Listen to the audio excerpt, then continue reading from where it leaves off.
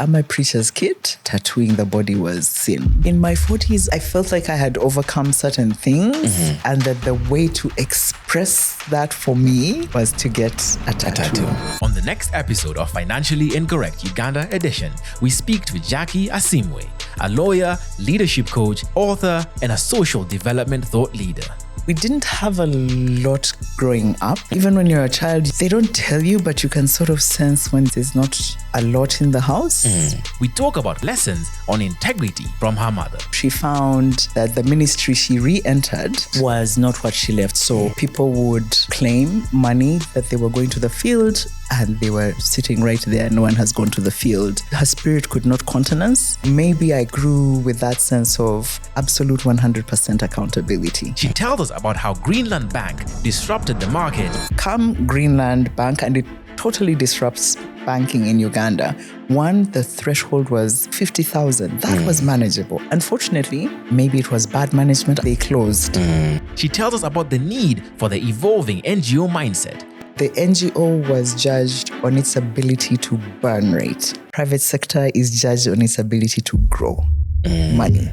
So those are two different frames. The law of the lid. We are as fragile as this. That just one poke of a pin. And so you guys wake up. As a community, as a country, as an organization, you will never go beyond your leader's lid.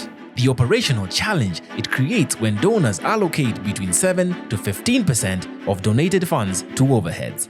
Donors that are generous, 30%. But otherwise, it's generally in the 7 to 15%. But that is a far cry. It used to be 2%, 5%. Selling out 1,000 copies of her book. Because we do know people who've made money from books. Yeah. So why can't I be that story? We speak about trying to grow her money with her low-risk appetite. Cautious is me. And my husband is like the other end of it, right?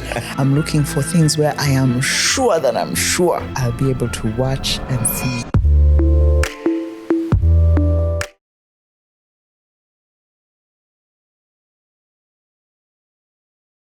Hey everybody, welcome back to Financially Incorrect Uganda edition. It's a Tuesday. I hope your week has gotten off to a fantastic start and you're making good money decisions. But I do have another money story here for you. A couple of quick announcements for me to just get through for our typical stuff. So first is, if you'd like to recommend a guest, there's a link in the description box.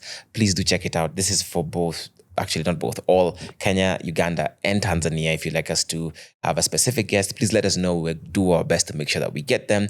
The second link is a link to help us improve the Financially Incorrect podcast as a product.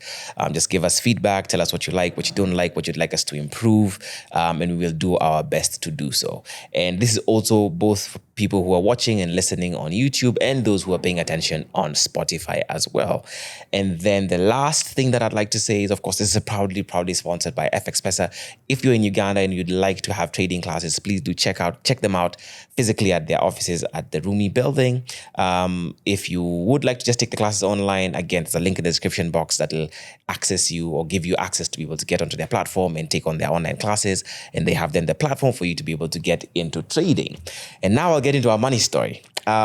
So our guest today, I'm going to keep off titles. So all her titles will be in the description box and probably in the intro. But her name is Jackie Asiimwe, who he told me she's a human who is humaning. Really, basically, just getting through life. Yeah. So welcome to Financially Incorrect. Thank you. Yeah. Thank you. The title is intriguing. Financially Incorrect. Yes. Yeah. Where were you going with that? To be honest, I cannot remember exactly who came up with the name and how we came up. Well, the how I know, because it was Collins, Shiko, Monica, and I who were having a discussion around the podcast and what it would look like.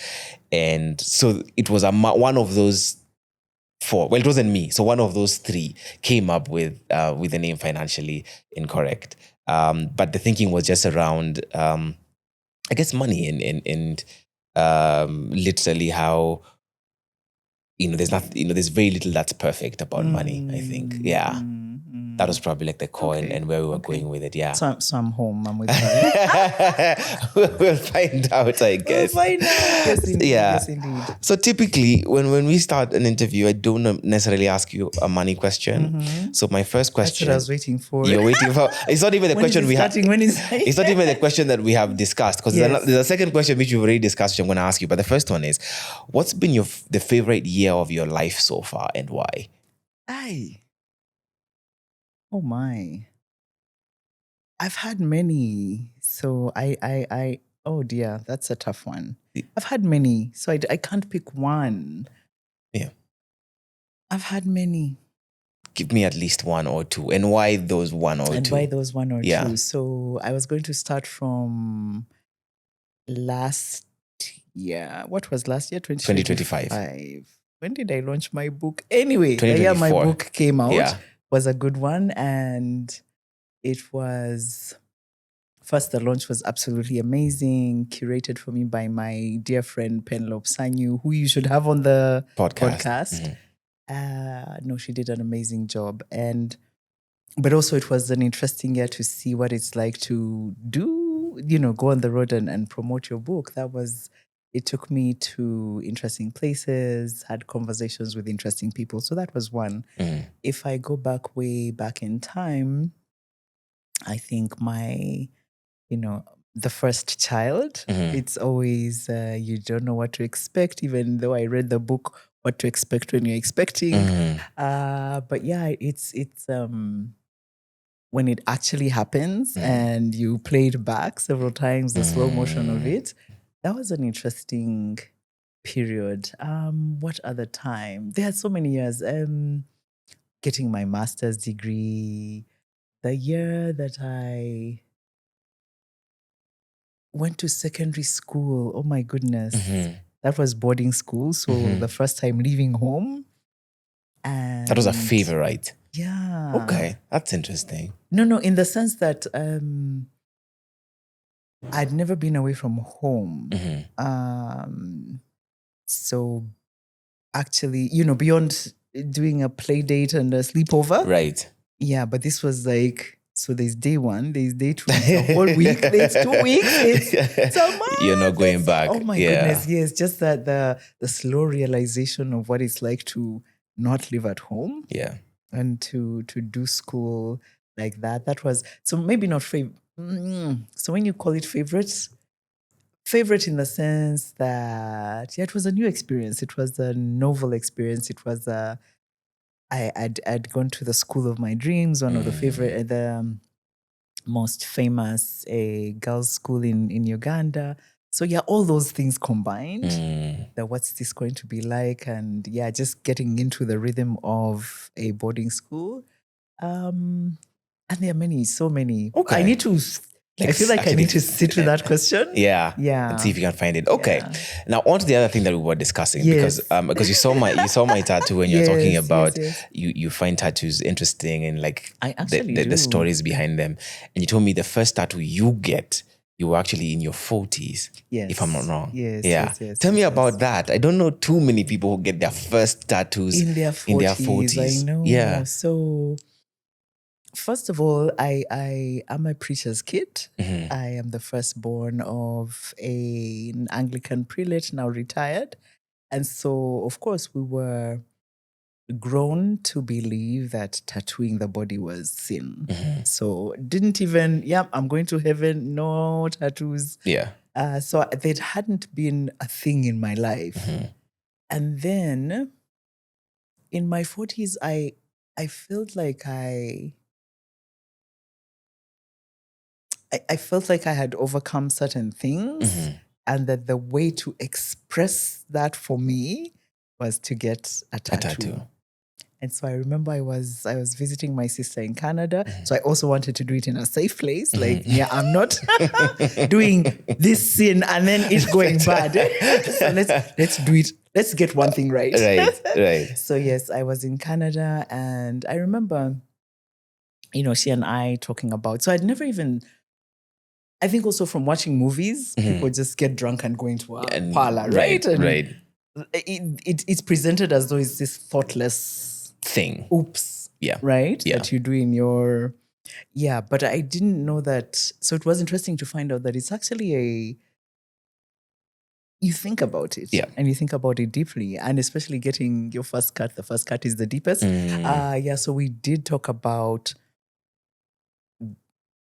the period I was going through, and she asked me to, we went back and forth debating how do we summarize it in a thing that's going to live on my body. So I did a phoenix.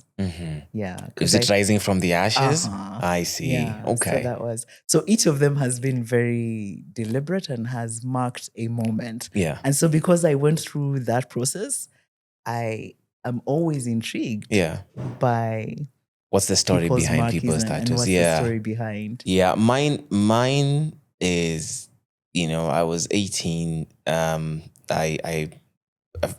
played rugby. I liked rugby. I liked my favorite team has been the All Blacks. I love the All Blacks culture, the Maori culture, and hence my sleeve, which it was a mixture of that rugby. Did you get it all at once? Yes. So here to here, so it took I think my 20 something hours. What? It was on 2 days, 2 consecutive days. You though. even went back. Yeah. It was on 2 days. So as you can see, mine are very tiny. This is the extent of pain. That you could handle. Yeah. Wow. Okay. Oh yeah, my but there are people who have goodness. some really high thresholds. Like Right? my wife has a really high pain threshold, and she has like a huge she has like a mixture of like a DNA thing with kids' birthdays on it, with a Pegasus, and it's a beautiful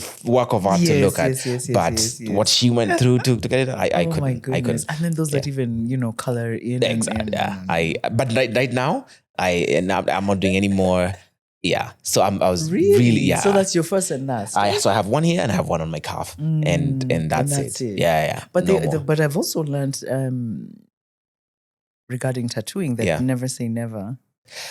Well, mine is a never, because so what happened was at some point my skin reacted to the tattoo in one way or another. So I got like this weird rash at some point. So sometimes you see that is the ink. Yeah, but it was years later. I mean, it was 10 years later. So when the dermatologist told me it could be this, I said, you know what, it's fine. So I know for a fact I'm not. Or if I do get one, it's small, like the ones that you have. Nothing big. Nothing big at all. Yeah. Anyway, okay. Yes. Let's get into your story. Yeah. Let's get into your money story. Yes. Where does your money story begin? You say you've already told you're a pastor's kid and a firstborn. Yes. Yeah. So maybe my story begins observing how my parents managed money. Yes. And I know that for the longest time, my dad told me that he didn't grow up with money. And so he was not about to begin managing money. So whatever salary he earned, he would give it to my mom, because he said she knew how to stretch the very little, right? And so that was interesting. And I know she did try. I mean, yeah, prelates anywhere don't generally earn a lot of money. Especially those that belong to the traditional churches. Maybe it has changed over time, but if you work for the Church of Kenya, the Church of Uganda, these are not... Yeah. Like a wealthy. I remember one pastor telling me once, being a pastor isn't like at the end of the year, people are like, you did a really good job, here's a raise. But like you're next. No. So we didn't have a lot growing up. And even when you're a child, they don't tell you, but you can sort of sense when there's not a lot in the house. I know that once or twice or several times, my parents would have to go and ask the headmasters or headmistresses where we're going to school, maybe for a little more time to pay fees. So you knew that they were, it was dicey, but we didn't lack. I mean, we had a roof over our heads, we had clothes, we had shoes, but you also still sensed it was quite a stretch. So there's that, but also the fact that we also had many people come in and out, as many African families do. So even the little that you're stretching has to be stretched Even over more. many. Yeah. So it was sort of just because you have little doesn't mean you don't share kind of ethos, but also interesting that, especially at the time that he did that, for a man to give his wife money, moreover, all his money to manage, I think was, for me, revolutionary. And it showed to me then trust is very foundational to money and how people manage money. But I think in terms of and I think I've drawn a bit from both of them. Like my dad, I fear money, in quotes. Like, no, don't I fear money scandal. I fear don't other people's money. Like if you gave me money and I had to return it to you and there was 1 shilling short, I will look for that. I will repay it. I will repay you more. Let it never be said of me that I took anybody's money. For some reason, that is like a huge fear in my mind, in my head.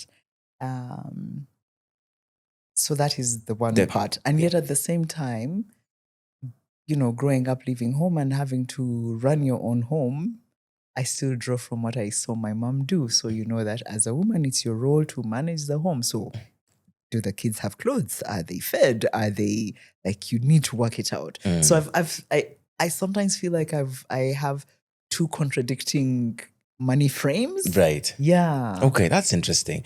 I'm curious about one thing. But embedded also in generosity. Yeah. So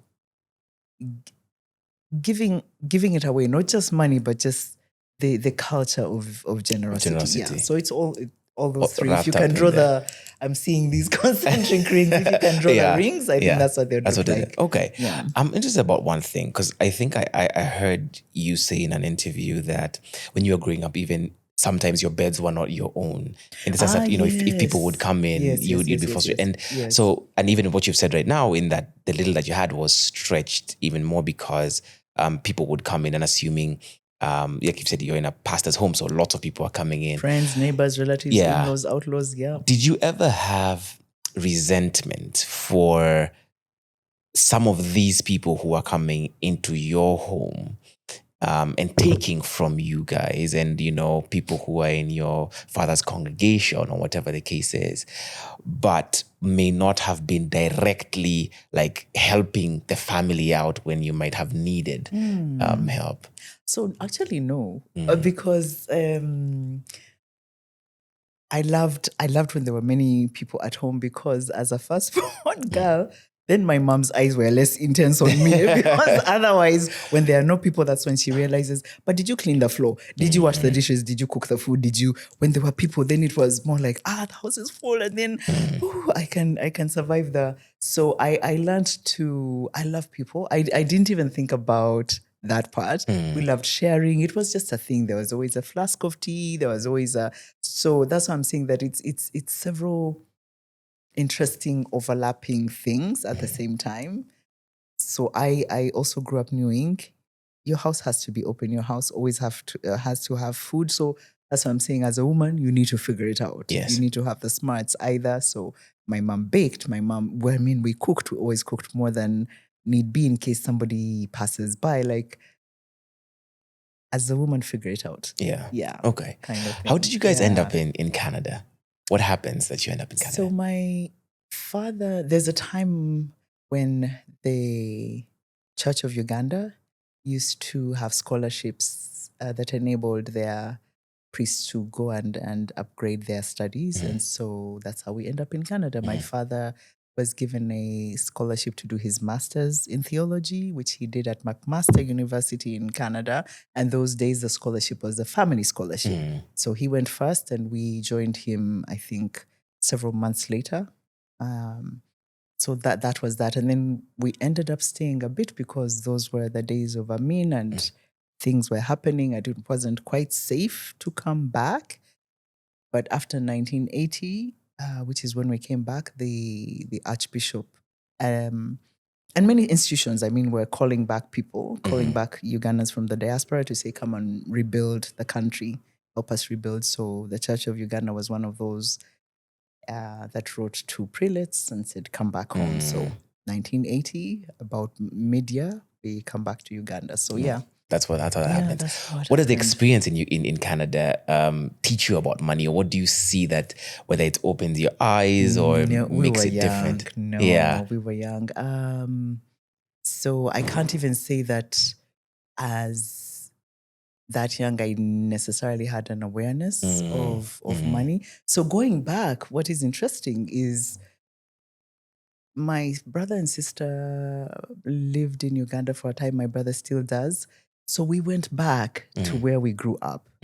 And that's when I found out that we were living in what are called townhouses, which is their version of low-income housing. I was like, wow, this is where we had to live. Went to public school. Public schools are generally largely free because that's government trying to intervene to enable the right to education. Right. But yeah, it was just that. So that's strange. We were poor, but you didn't feel like we were Right, poor. Yeah. right. Because maybe to a child, you don't yet have the, therefore this is what it means. Yes. Right? Yes. But then we come back to Uganda, and then the idea of we all have to pitch in. So my mother, we come back. Imagine, I don't know, and I don't know if Kenyans can even imagine coming back to a country that has been through war. Not many things are working. The services are short. The government is trying to put things back together. And I remember some of the choices governments have to make when you're trying to manage an economy that is broken. So my mother comes back. She'd been a veterinary officer working in the Ministry of Agriculture and Animal Husbandry. And government can't quite pay civil servants. You have the pressures from the World Bank and others that are trying to intervene to help. And they come up with an idea about civil service retrenchment, I think, to try and lessen The burden. the tax, the wages that government has to pay. So my mother takes early retrenchment. The first wave was optional. And she takes it. And according to her, part of the reason she did was, unfortunately, something had changed in our psyche in terms of where the first civil service was full of people with integrity, like absolute 100% integrity. But something had happened where things were messed up. People had to make do. And part of the making do is you start to create stories, which become corruption, which become... So she found that the ministry she re-entered Was not what she left. So people would claim money that they were going to the field, and they were sitting right there. No one has gone to the field. That's when people started diluting medicines for better or for worse. And it's not to judge it, right. yeah, but it's to say that's what was happening. Yeah. And she just said her spirit could not countenance being in a space like that. And so after talking with my father, she took the Early retrenchment. early retrenchment. And maybe that is part of I don't even know when I even heard that story, but I don't know whether, again, just from watching my parents and integrity, I mean, church, you have access to money. I know that my father practiced accountability. You didn't necessarily have to declare. And at that point, every church did what it needed to do. But yeah, the declaration of, go count the money before the service is over. We will tell people how much we have raised.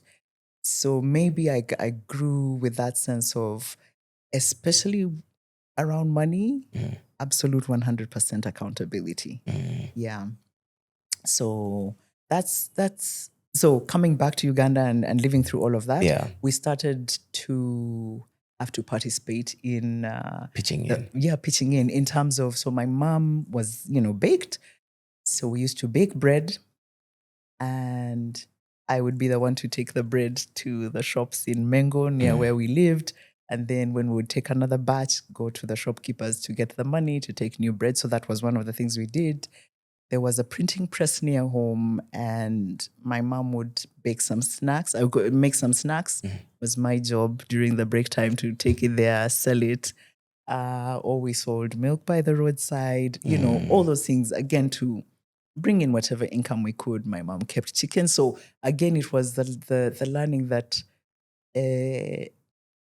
we're trying to make do given a certain situation. Yeah. Okay. Yeah. When do you make your first shilling? That's yours. So first of all, also then understand that, and again, nobody ever sat down to tell me this is what you need to do. I don't know how our heads figure it out, but maybe again it was from observation. So my mom is second born in her family, first daughter. And I see that even the little that we are making, while we're stretching it here at home, I know that they are also sending part of it to the family. So in my mind, you like I said, you observe and know that when it's my turn one day, I will have to chip in. So when do I make my first money? It was much later, because to that point, when you're going through school, when you're going through university, you're going to your parents for pocket money. So it's, in that sense, it's not really, you haven't made it. You're using other people's money for your needs. It's after university you make your first money. So it's after university, and I was working in FIDA, Uganda. I was a volunteer, but we'd get a stipend every end of the week. And I knew at that time, FIDA didn't even have a lot of money. So it was actually the chairperson who was then working in one of the bottling companies, I think that was making Pepsi, who would take from her money to give the one or two volunteers. So proudly taking home my first loaf of bread or my kilo of sugar and feeling absolutely happy that I was contributing to home. So that was my first time. And I didn't have a sense of, because we didn't have money conversations necessarily. So what I gleaned was be generous, but also be responsible, like give back. Right? Yeah. So no conversations about saving, no conversations about, just, none you of that observe and then you fall in line. How did you end up in law school at Makerere? Were you on the government scholarship program, or? Yes, those days, long ago. I went to university. First of all, Makerere was the only university in my time. And those days, it was 100% scholarship. Yeah, so everybody who was there went for free. And what actually happened, because I did so well at A level, was actually I got a stipend from government for having been among the top students in my year at A level. So I can't tell you what I did with that money. I probably ate all of it. I don't even know if I told my parents, but yeah. So, but I had formed the idea to become a law student when I was to become a lawyer rather, when I was in primary 7. I had always had and again, maybe it was partly being a firstborn and carrying responsibility, but at the same time, when you didn't execute the responsibility in our time, carrying the pain of punishment. And so in my mind, like, who will listen to the child and let me be a lawyer for children? Okay, because that makes they cry sense. and no one hears them. So that voice. was, the grand idea in my mind. Okay. But along the way, then I took to storytelling. I loved writing. Literature was one of my best subjects, literature and English. And I loved stories. I loved imagining. I read a lot, so I guess I lived a lot in my head, and one thing led to another. So the year before I went to university, Makerere introduces the journalism degree, and I was so conflicted. What do I do? Yeah. So anyhow, I stuck with my first love, which was law, but I loved the idea of stories and telling stories. But yeah, stuck with my first love. Okay. So while you're done with feeder, you're a volunteer, you're being given a stipend essentially. That's, just allowing you to get a couple of things to take back home. What then are your plans? How do you then decide? Are you thinking, okay, how am I actually going to make it in this world? How do I begin to make my own money from here? Are those So thoughts not yet, because I was a firstborn. I also understand the time in which I lived. Girls didn't leave their parents' home. You left to go to get married? Yes. Otherwise, be a proper girl and stay home. So for the first 4-5 years, I didn't get married till a decade later. Stay at your parents' home. I had started earning a bit of salary. And so I, supported whatever I could, while the rest was for buying my clothes and whatever else. So it was one day when my parents started to talk to me about getting an account. I was like, hell no. So no, and I didn't tell them, but it was like, now then you have to. So again, guys, remember the era that we grew up in.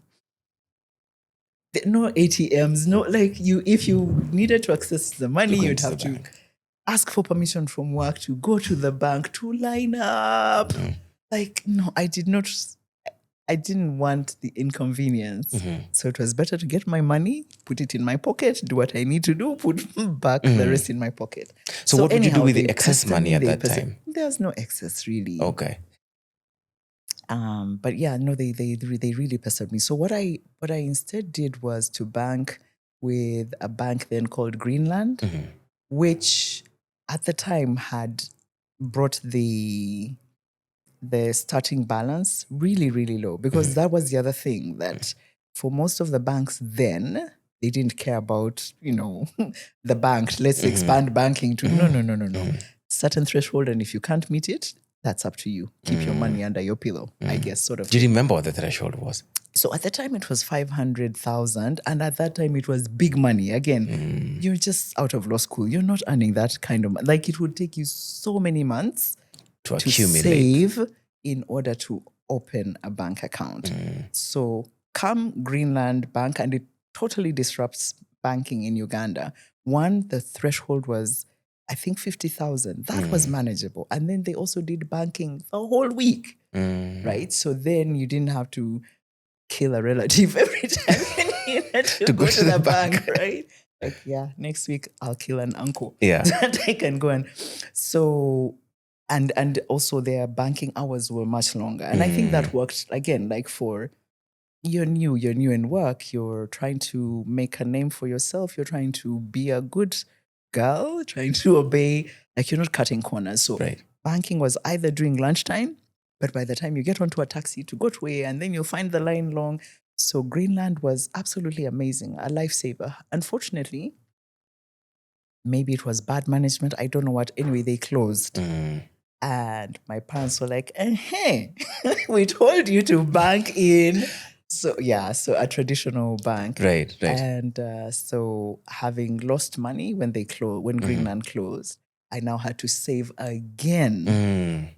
So you lost everything that you had in there, or they gave you a fraction of it. That. So they were supposed to, but I think when a financial institution owes people money, I think it starts with their highest debtors all the way down. So.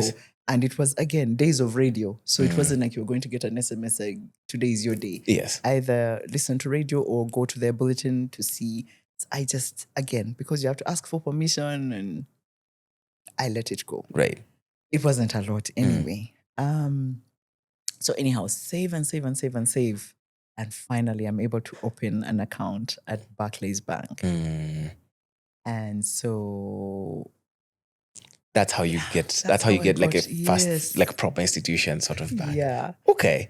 Yeah. I mean, so in these, because you're saying, you end up getting married sort of 10 years later once you're out of law school. So in this first 5 years, like you're saying, you're just working, making money, contributing to the home, but not thinking about your financial because plan. Again, please understand that it was not, nobody talked to us about money. Yeah. the thing that you know about money was when you have some, take some to God, i.e. tithe and offering. But nobody talked about money. Like I said, what we learned was through observation. And I hope that people now understand just how fortunate they are that money conversations are everywhere. And I don't know. That's why I'm saying that I don't think you guys, not you. I don't know if people appreciate a time where, and like I said, even my father giving my mother money, because there was a time where money was men only, Simple, right? yeah. Maybe he would give his wife something. Otherwise, you took the list to dad, he sorted it out. Like, yeah, money was not even a conversation between spouses or girls and right? It was. So we have moved many steps, absolutely. So literally, I had no compass for money. Or that direction. All you know is when you get some, give some to God. That's it. And don't steal other people's money. Right. So do you wait for the 10-year point when you're getting married for your money to begin to change, or does something happen before that? No. So also, because you have no education about money, like I said, you observe. So am I contributing? Yes. Am I giving some to God? Yes. Like I'm ticking am I stealing in it? I'm not stealing. You're not even thinking, I have a future, nothing. So I marry this gentleman and he starts to tell me to have a savings account. And I'm like, excuse you. First of all, it's my money. Am I telling you how to run your money? So and grudgingly, grudgingly, because then he tells me that I need to account to him that I am saving money. Grudgingly, I start a savings account and try my hardest not to eat the money. Because again, I'm not even doing this within a frame where I understand how money is grown, how money is. I just think saving is a punishment. Right. Why don't you allow me to eat all my money? I'm not harming anyone. Right. I'm living check to check to check. Anyway, yeah. And I feel like I am. Please don't do like me. Anyway, but please also understand the context. Like zero frame. Yeah. Zero frame. So before you get married, you and your husband do not have a discussion about money. No, that's the other thing. Unfortunately, no, we don't. But again, observing from my home, I knew that both a man and a woman contribute. Okay. So that was never going to even be a discussion of it's all on the man. No. Right. Okay. Because I'd watched that's what, while my dad was bringing in his monthly salary as a priest, my mom was doing all these other things to supplement, because then you bring it together and you do it together. So even without having a conversation with my husband, I knew that you I'm would not contribute. walking in for, no. We will split the bills. We will, yeah. So who ended up managing the money? Because you come from a household where your dad gave it. So it was your expectation that your husband would give you the money to then manage their home? Not necessarily even. Okay. Not necessarily. At this point, I just understand that you both bring. And then? Yeah. So around the time we marry, there was an interesting shift that had happened in the marriage space where now, so previously when it was only the man getting money, but now that women had started earning money, started becoming maybe the better thing for couples is to have a joint account so that you both see each other's money, you both talk about it, But I also know that, each married couple sort of chose their own. And so we decided, we didn't necessarily talk about it actually, but we each kept our own account. And but we decided early on, so mine was to do the household stuff. And he would chip in. Right. We have 2 children, so I took care of one, he took care of another.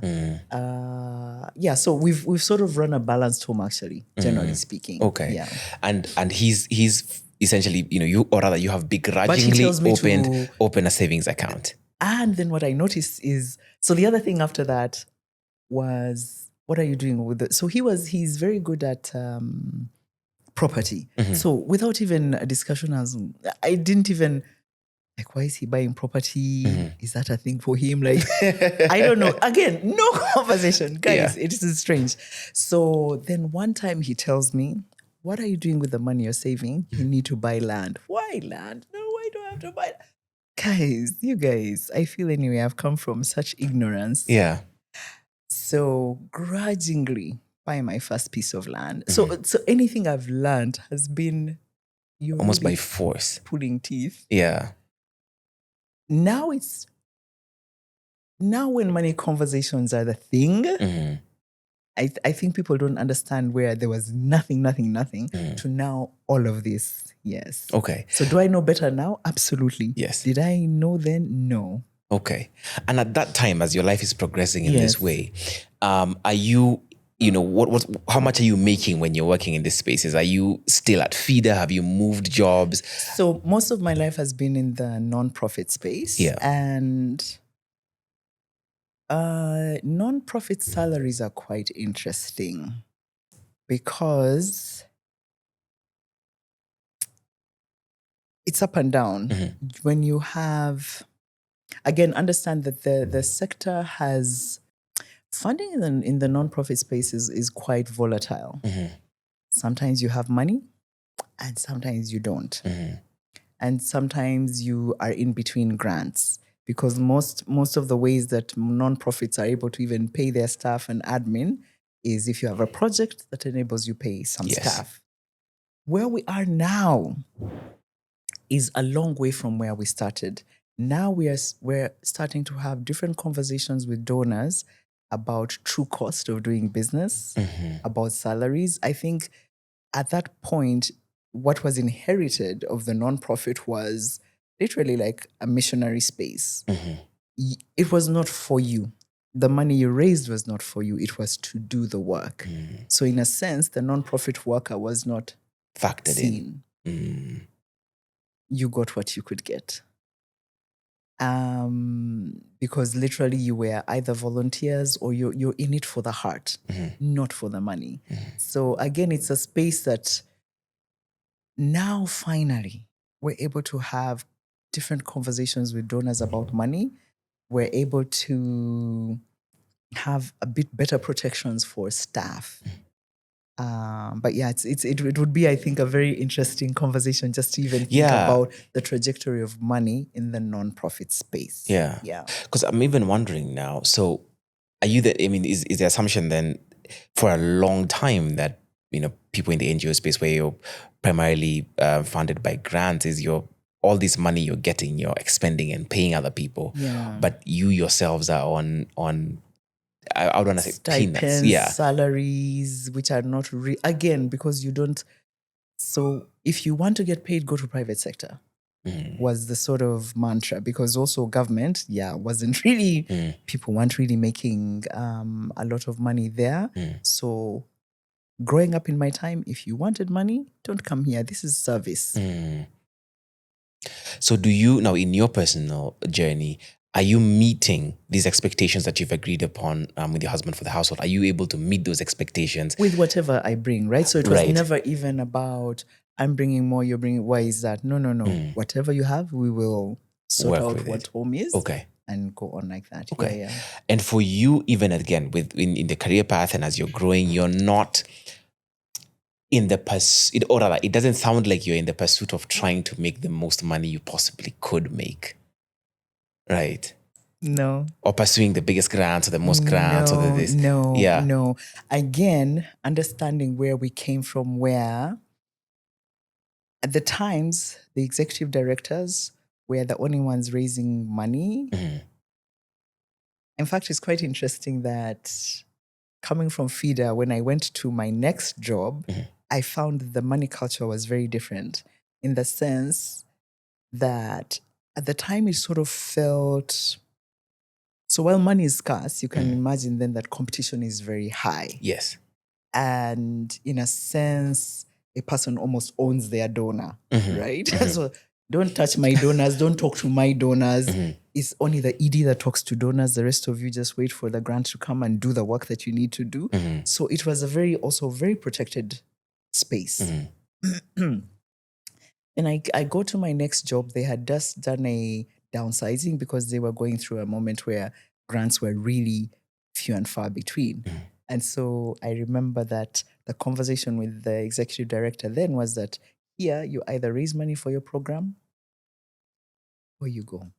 So that was my first time, again, coming from no schooling of how do you even write a proposal. What is that even like? I don't even know how I raised my first money for my program, but it was just like, yeah, you need to learn how to write a proposal. And those days we were, typing them long form. So it's been a slow, but that's where I came from.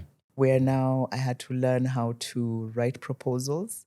I remember even going to Germany for one of our donors sponsored us. I think it was a 6-week course to learn how to write proposals, how to fill in log frames, because you had to do all of that to convince the donor to give you money. And even then, yes, while you were raising it, you're not the one managing it. So still, it gets managed elsewhere than you. Of course, you're accounting and doing all the things because you need to account. So I think the value in the nonprofit money in terms of was learning how to account, right? So for everything. So then that teaches me at home, you don't just spend, where are the receipts? If it's not receipted, you write it in a book so that you're able to Keep count track, everything. right. Yeah. So it's not even about a mass and a mass for the future. So imagine a church girl plus a non-profit worker.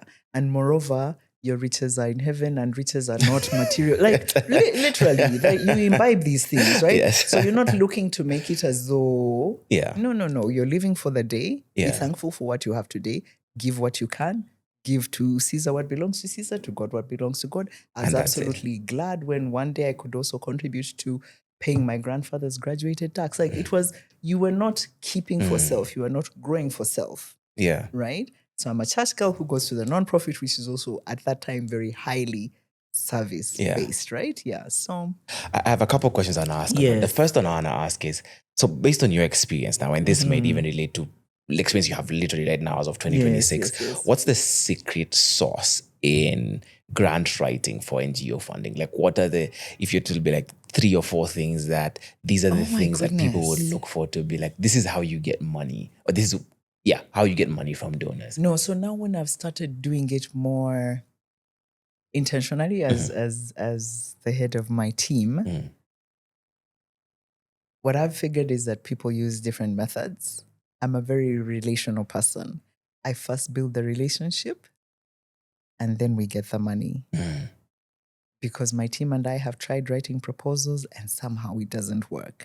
And yet there are other teams that exist purely on grant writing. And hats off to them. I need to sit under their mentorship for them to teach me how to write a proposal. So, and it's not that one is worse than the other. It's just, I think, and that's where now I'm starting also to understand that I think we come at money, and it's good the questions you're asking, that I think we don't even realize how we learn about money also impacts how we ask for money. Yes. So no, I prefer to. So yours is a relationship literally. base. Does that mean then your money? Does that mean then your cycle is longer? Yes, it is longer probably, but those relationships then are deep and will take you for several cycles. Further. Yeah. Okay. Yeah. Then the second question I have to ask is around, so at this stage of your life, are you looking around at your peers, your friends, people who maybe are in private sector and other spaces, and are you feeling some type of way? Because it seems like you have this, for God, for taxes, for family, whatever is there, and you're content. And I'm wondering whether it's true contentment or conditioned contentment. So I lacked for nothing in the sense of you have a house, you eat, you can fuel your car, you can you literally you can take your kids out when they need to go out, you're meeting your needs, and you can give. You're literally lacking for nothing. So it's not a pining in that sense. Although, so there's a there's a time a classmate of mine took me out. And I don't know whether it was his moment to brag. I still, maybe I should call him after this and say, do you remember when? So anyhow, he takes me to a place and he says, that's my house. And I'm like, look, wait, we went to law school together. How is this your house? And then because I was in the front seat of the car with him, he opens the glove and there's money. And so in my head, as he's driving me back home, I'm still living with my parents, I think to myself, am I in the wrong profession? How is it? But again, he was in the private sector. I think he was in a private law firm. I was with FIDA. So it was, but I remember that stayed with me of, gosh, people are moving ahead. Jackie, what do you have to your name? But then, you go on. Yeah, but it drops, but you go on. Because also maybe that's sadly where we unfortunately then even work in silos, because then as an NGO person, the people I'm generally seeing are fellow NGO people, right? The interaction with the private sector is minimal, at least then. Very minimal. Very, very rarely did we see private sector people in our spaces. Maybe government, because you're advocating with them to change laws, to change policies and whatever, but very little with private sector. So it's a whole totally different world from yours. Yeah. Maybe let me ask you one last question around sort of the NGO setup. Yeah. And, you've talked about now, the culture now is there's a bit more openness to considering the value for work it takes to actually execute some of those projects. My question around that is what do you think it would take? Because I would assume that even if it's a journey, you're still not being paid at the actual value for work. If you're comparing, like for like, your job in an NGO sector and the private sector, you might be doing the exact same thing, but you're being paid at a fraction of the cost of the person in the private sector.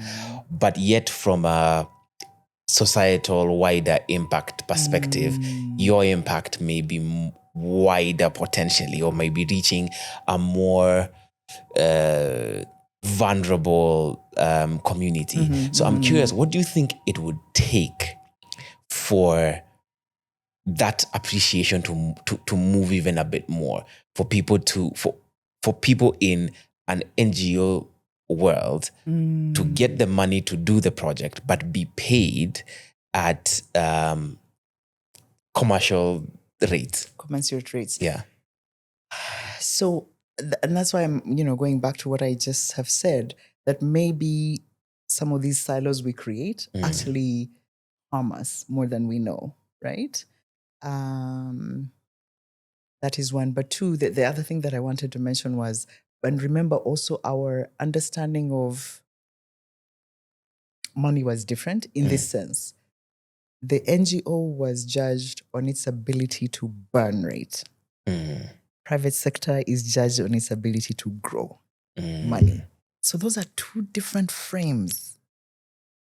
Absolutely. And if you were an NGO that was doing great, the more you burn, the more you get to burn. But burn to zero, because anything that you was left over, back to the donor.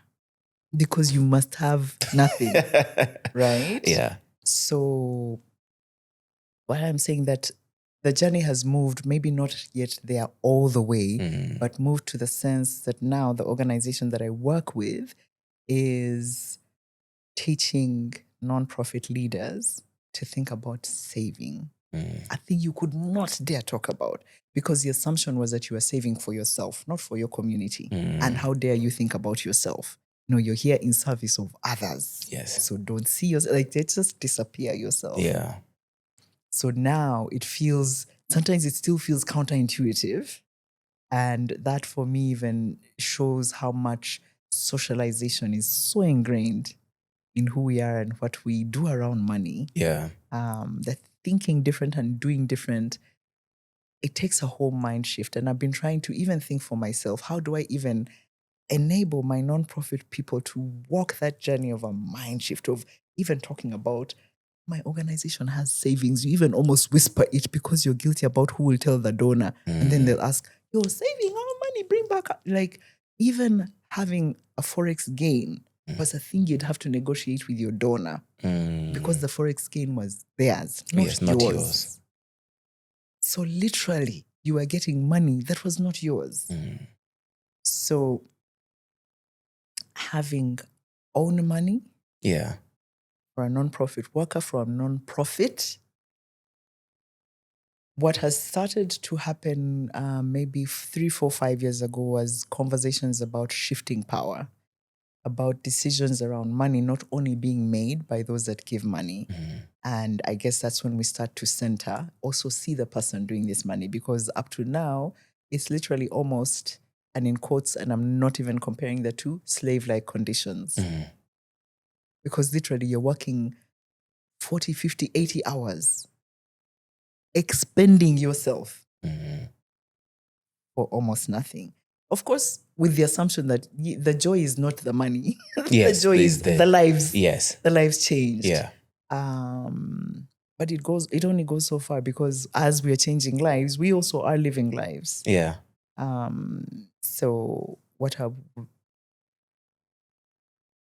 the two things we did start as civil society in Uganda, one was a cooperative for people that work in the nonprofit sector. Again, realizing that we don't earn too much, but also because the money cycles up and down, and oftentimes not even determined by us, because maybe every 5 years or so, the donor suddenly changes their new thing. Focus, right? And then you fall off the radar, right? So the cooperative, Nafasi, was to say, how can we help stabilize? Like, be saving a bit of your money and let's grow this money together. Unfortunately, we still need to, it hasn't grown as big as it could be, given the number of nonprofits that are here and the number of people who get their livelihood from nonprofits.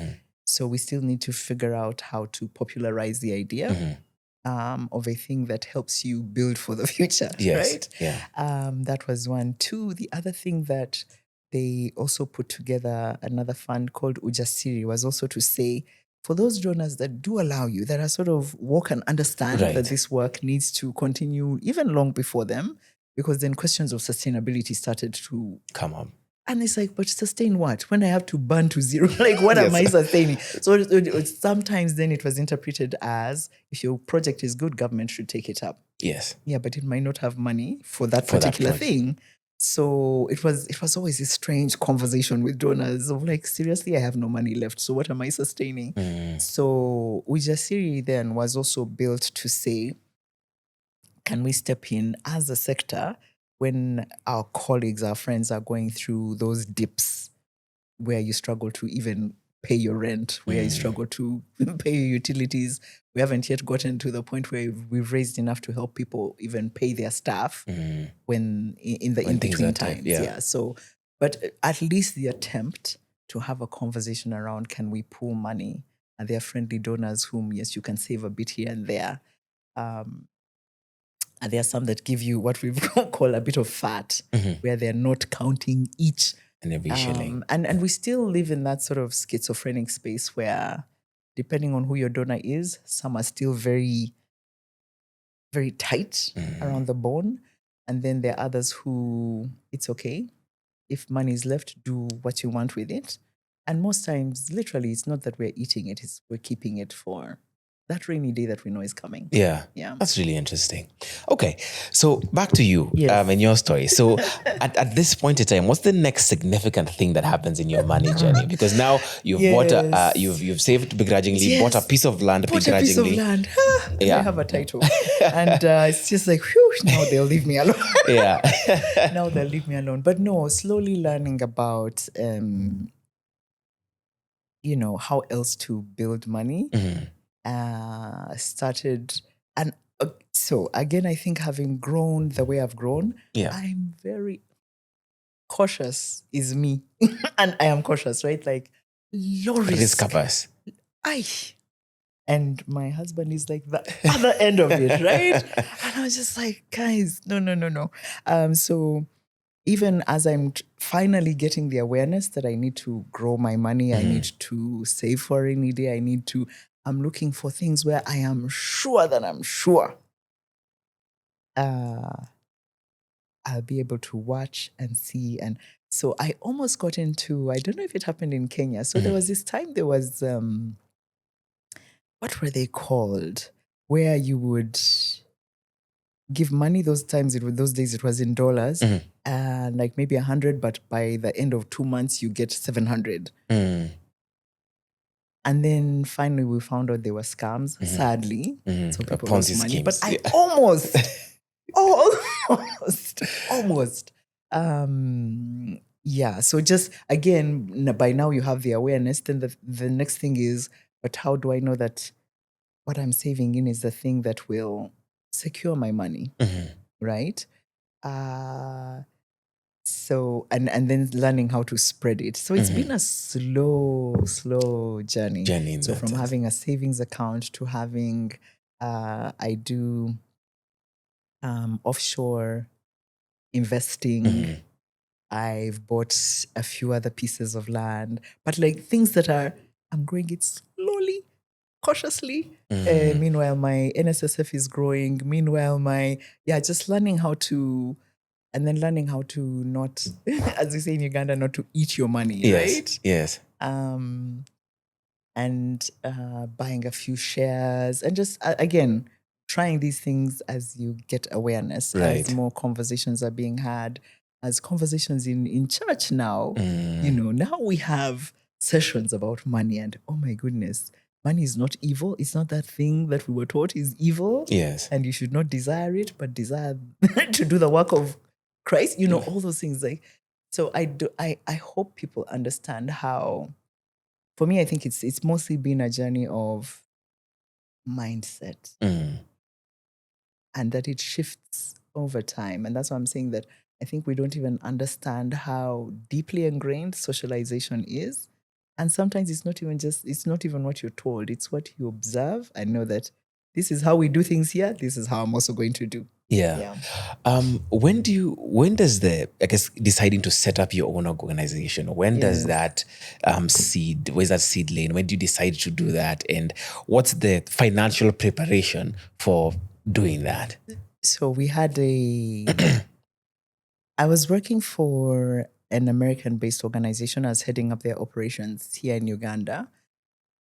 And back end, they were morphing into something else. And so shutting down the operations in Uganda. But they gave me an opportunity to start something of my own. Had never even desired it. In fact, I'd never even thought about it. So first backtrack. Like I said, mom dabbled in as many things as she could. Yes. She even tried doing business downtown, in selling baby clothes. And I would walk from law school to go to her shop to ask for pocket money. And I would sit with her in her shop.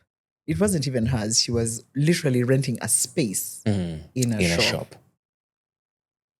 Where all the ladies in that shop were all selling baby clothes. So I would sit there in that, that afternoon. Of course, you try and not, just arrive and ask for money. No, that's not the polite thing to do. You sit and have a conversation with your mom, help her if she needs to send you for whatever. But I'd sit there, and 2-3 hours later, maybe she's sold a pair of socks. Maybe she has, and I'm just like, man, business is rough. So again, the mental model, no one has to tell me anything. I'm just seeing this and I'm just like, does one even? So in my mind, I'm like, I can't do business because it's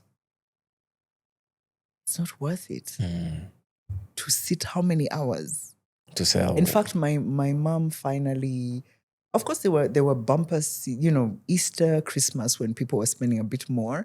But again, just you walk into a shop and all the ladies there are selling. So even where you're strategic, where you're put in the shop, if you're not the one that they can make a beeline for, if you're on the sides, so even, but knowing that this beeline pays more than the rest of you, So I'm just like, man, business is hard. It is hard. It's not for me. So I convinced myself early on, It's not for you. it's not for me. Let me stay in the nonprofit space. I'm not going to. We also grew up in the era where, but it was mostly for sons. The expectation that you'll become what your father was. Yes. Yeah. Yes. Like, phew, at least I don't have to be a pastor. Yeah. But really desiring to be of service. That's why when I did my law degree, I chose the nonprofit path because I didn't want to go commercial. Right. I was very certain of that Right. my life is for service. And I didn't, it wasn't even, I'm envying, I'm missing out. No, I've chosen this path. Right. It comes with this. That is what we shall embrace. Right. So anyhow, when I was given the opportunity to start, that's why I'm saying that it had never even occurred to me, because anyway, business is not for me, period. I will work for others gladly. So I'm given this opportunity. We contract a lawyer to give us various options of what is possible to start. At the time, because of what Uganda was going through, and these days are maybe even rougher than then, it was more like, what is the best format to register what you want to start? And so CivSource was registered as a single member company. I think I didn't read the fine print that equals a private company. Yes. It was only 2 years later when we did our first audit and the Revenue Authority was asking me for money. And I'm like, what money? I am serving the people of Jesus. Yes. No, it was such a rude awakening. Oh my God. I'm like, because you hadn't paid taxes as a profit but when? entity. None whatsoever. So again, no frame of reference. Absolutely. So, but very graciously, that the company that I had worked for prior that gave me the opportunity to start something on myself also financed us 100% at that point. So I had no worry of where will I find money for my staff, where will I find money for programs. Everything was taken care of. What I do regret then, again, was not having the money sense to manage it better, right? And it was, I think, 2 years into our journey where we started to, I don't even remember. I need to sit back and think, how did I meet Joyce? And how did we start the conversation? And she's launching her book next week. She's written a book about social enterprises and she talks them to death. But she started talking to us about, I think it because she had previously been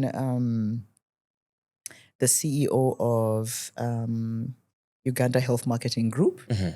And at the time that she was coming in as CEO, I think they lost a very big grant of USAID. So she had to figure things out. And that's when they now got into the model of selling medicines to government as part of the way they made money. And I think that learning is what changed her mindset about how NGOs should view money. Right. And so she was trying to speak to as many as could hear. So I said, come over, come talk to my team. And I remember her coming in with a balloon and with a pin. And she said, we are as fragile as this, that just one poke of a pin. And so you guys wake up. And of course, she's telling this to... and that's why it's very important. And the reason I want to speak to leaders, I've read John Maxwell, and he has one of the laws of leadership that he talks about is the law of the lid. That as a community, as a country, as an organization, you will never go beyond your leader's lid. Maybe CivSource would be far different if they had a leader who had another lid. Not that I haven't learned my lessons. Absolutely, I have.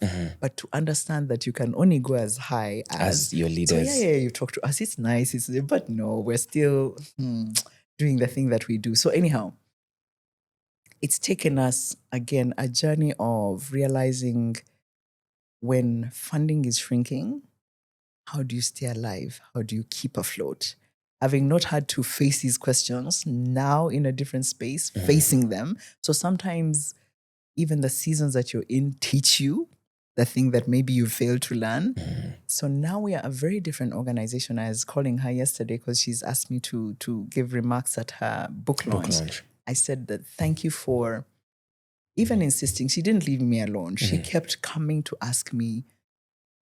So first, after she spoke to us, I then said, please help us do a business strategy. Right. And thank you very much, paid her, kept doing our thing. Yeah. But she kept insisting on keeping me accountable. And I credit her, even though it took me a long time, mindset and somebody keeping me accountable to finally say, now we're at a different space. Now we talk about money differently, think about money differently, are teaching other nonprofit leaders to think about money differently. Educating donors also, who've also lived in this, you burn and you earn, right? To say, no, we need to think about our work differently. We need to think about sustainability differently. It's been a whole, like, I'm liking where we are, but also knowing that, I guess, to know is to teach. Yeah. And so we can't have this knowledge and keep it to ourselves. So we do financial literacy boot camps for nonprofit leaders. Like I said, I'm thinking of how do I break it down for the leaders because it's taken me a journey, right? And some of us are slow in the uptake, which is fine, no judgment. But so how do I become, not an example in that sense, but how do I speak to, because I recognize when people are slow to realize these things that, no, I've been there, I've walked this journey. I know what it takes to think different and do different. But we're also in times where we don't have that luxury of time. So what are some of the things that I guess as an organization you've been able to now implement that are helping you walk towards sustainability? Yeah, things like opening a unit trust so that you grow the money. Because a lot of us, and again, it also partly came from the rules that we were under. Right. So donors wanting to watch every of your shilling, like it can't go anywhere else. Yes. But now slightly has changed where if you send me money, for example, I get a 2-year grant, you send me all the money in month 1 of the 2 years. A donor would be comfortable seeing that money sit on that account. Now we're saying when it sits there, actually you're bleeding the money in all kinds of charges. Rather, I take it out, put it in something that will grow the money over time. Because anyway, when I need it in month 5, in month 10, I'm drawing it down to use it to implement what we've agreed. Right. But at least I'm saving something. So that's partly how we have, grown our money. The other way is, starting to think about assets, starting to think about our own home, but even just a conversation about, no, we will manage money responsibly. It's no longer the days of burn. No. It's the days of being, and not that they were not being good stewards. There was a time for that. Yes. Those times are gone. Yeah. Okay. And then I wanted to find out this after this 2-year period, you find out that your company is a private entity that has required you to pay. What happens then? What's your tax bill at that point, and how do you go through it? How do you get over it? How we manage it was conversations back and forth. We now had to have our back-end donor restructure the contract so that it could show that because we were providing services. It's just we hadn't written a service contract. We'd written it like a grant. And URA says, hell no. So luckily, because again, of relationship, we were able to go back and say, by the way, because we registered as such, this is the requirement of our country. And they were very understanding. So we restructure so that then but we're also able to show these have been the business costs.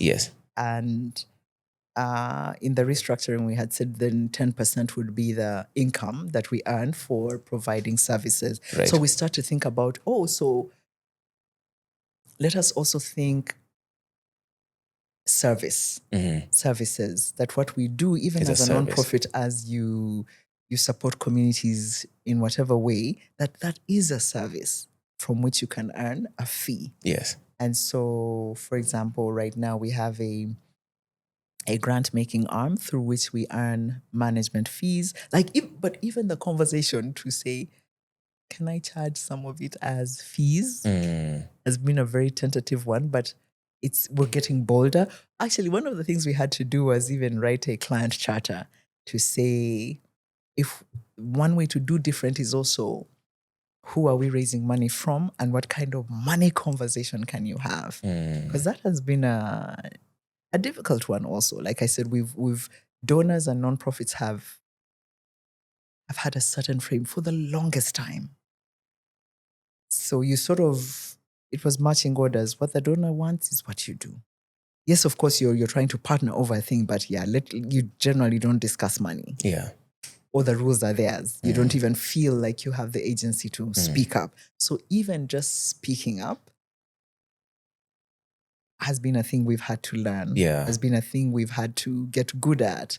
Asking for money for what is ours, not even asking for money to do the work, but to say, no, because I'm doing this as a service, where is my fee? Right. Hey. It's been a tricky one. Okay.